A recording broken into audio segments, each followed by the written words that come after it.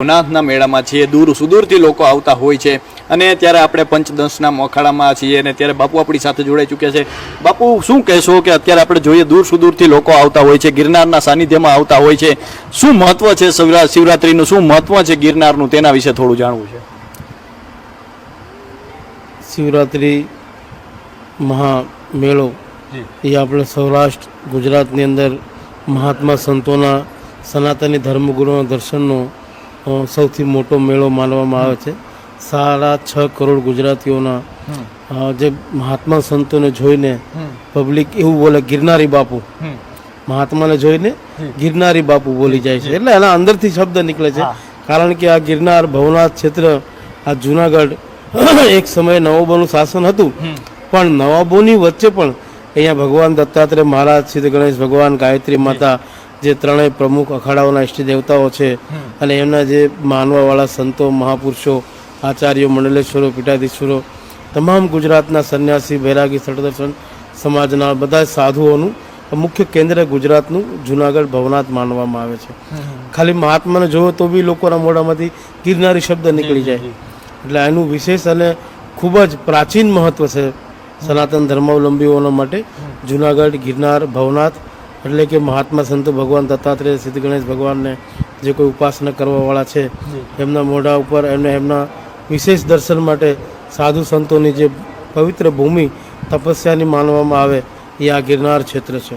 બાપુ, આપ તો વર્ષોથી તમે જોઈ રહ્યા છો, લોકો છે તેને જોઈ રહ્યા છો, સમાજને જોઈ રહ્યા છો, સમાજના બદલાતા પરિદ્રશ્યોને જોઈ રહ્યા છો, સાક્ષી ભાવે નિહાળી રહ્યા છો. શું ફેર લાગે છે? હવે સમાજ કઈ દિશા તરફ જઈ રહ્યો છે? ધીમે ધીમે જેમ આપણા ગુજરાતના પનોતરા પુત્ર માનનીય શ્રી પ્રધાનમંત્રી નરેન્દ્રભાઈ મોદી જે ભારત દેશને સમગ્ર વિશ્વ પટલ ઉપર ધર્મગુરુ તરીકે, આધ્યાત્મ ધર્મગુરુ તરીકે હિન્દુસ્તાનની સ્થાપના કરી ચૂક્યા છે, એની અંદર સૌથી મોટું યોગદાન હોય તો એ જે આ ધર્માચાર્ય, ધર્મગુરુ, સનાતનના જે મહાત્મા સંતો, સંન્યાસી, સટદર્શન છે, એનો સૌથી મોટો ફાળો છે. અને એમને જ માનનારા આજે વિશ્વની સૌથી મોટી ખુરશી ઉપર બેઠા છે. એટલે કે વિશેષ મહત્ત્વ છે. અને મહાશિવરાત્રિ મેળો આપણો અહીંનો વાર્ષિક મેળો હોય છે ગુજરાતના લોકો માટે. અને એક જ સ્થળે, એક જ જગ્યાએ અનેકો પ્રકારની હઠયોગથી માંડીને તમામ તપસ્યા સાધના કરવાવાળા સંતો, મહાપુરુષો અહીંયા ધૂણાની અંદર બેસીને તપસ્યા 5 દિવસ સુધી કરે છે. એટલે વિશ્વ કલ્યાણની ભાવના માટે, પોતાના સ્વાર્થ માટે નથી કરતા. એના માટે તો અહીંયા આટલા બધા સેવકો છે કે એક સેવક જે છે ને એક મહાત્માને સારી રીતે સાચવી શકે છે. 6.5 કરોડ ગુજરાતીઓ છે ને અંદર 50,000 મહાત્મા નથી, પણ એ લોકોને એટલી મોટી શ્રદ્ધા છે સંતો પ્રત્યે કે એમના દર્શન માટે ભૂખ્યા તરસા રહીને, ચાલીને વ્યવસ્થાની અંદર સહયોગ કરે.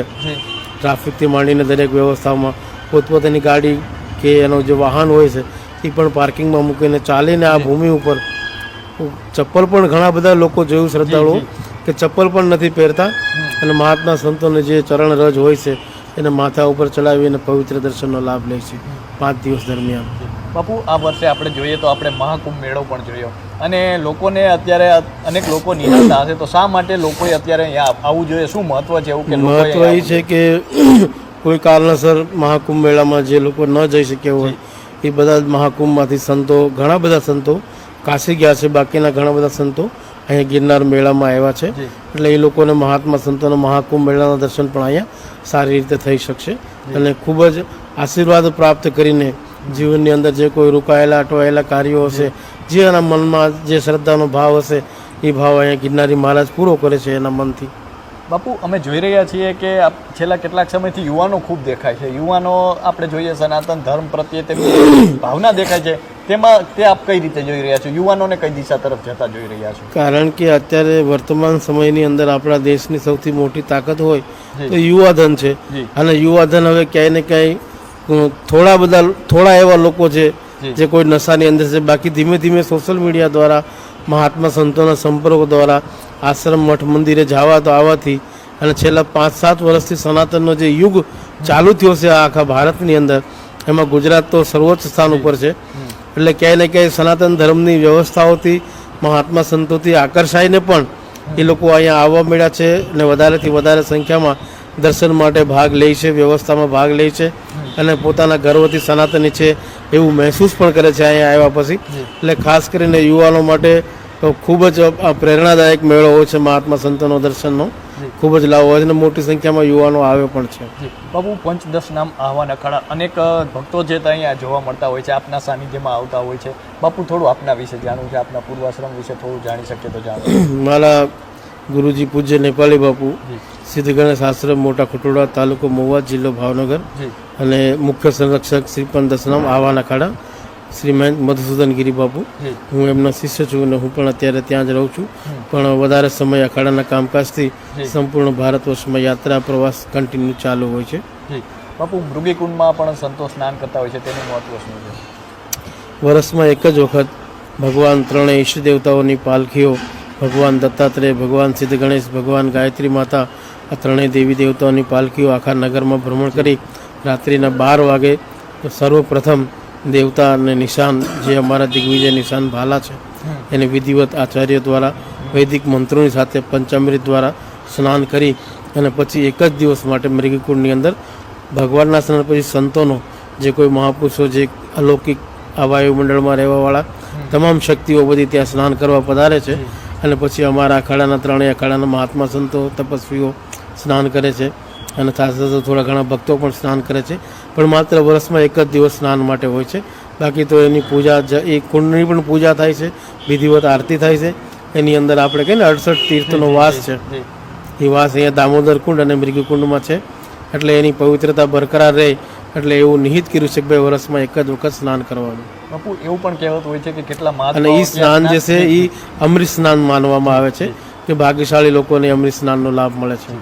બાપુ એવું પણ કેટલા કહેવાય છે, કેટલા મહાત્માઓ સ્નાન કરવા જાય છે તે બાદ તેઓ બહાર નથી આવતા, એને લઈને શું કહેશો? એવી માન્યતાઓ છે અને હજારો સંખ્યામાં સંતો નાતા હોય તો એવી શક્તિઓ છે. આજે પણ જે ગિરનાર ક્ષેત્રની અંદર રહે છે એ લોકો કોઈના કોઈ રૂપમાં, કોઈના કોઈ વ્યવસ્થામાં આવે છે, સ્નાન કરે છે અને ત્યાંથી એ અંદરના રસ્તેથી પાછા એના આશ્રમે, એની ગુફાઓમાં, એની તપસ્થલીમાં જતા રહે છે.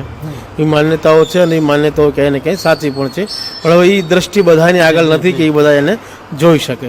બાપુ ગિરનારને લઈને શું કહેશો? ગિરનારનું સાનિધ્ય છે, સંતોનું સાનિધ્ય રહ્યું છે. ગિરનાર એક જે છે ને જીવંત પુરુષ છે, એક કલ્પ વૃક્ષ સમાન છે કે ત્યાં બેસીને તમે મનમાં જે કલ્પના કરો એ કલ્પના ભગવાન ગણેશજી, દત્તાત્રેયજી, ગાયત્રી માતા રહીને પૂરી કરે છે. પણ આપણી અંદર પાત્રતા હોય તો, કારણ કે આ સ્વાર્થની દુનિયા છે. સ્વાર્થ તો બધાને પોતપોતાનો જ હોય છે.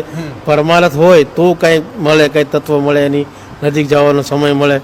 પણ એક જીવંત મહાપુરુષ છે ભગવાન ગિરનાર, અને એની છત્ર છાયામાં રહેનારા તમામ તપસ્વીઓ, સાધુઓ, સંતો, મહાપુરુષો એ પણ દિવ્ય આત્માઓ છે.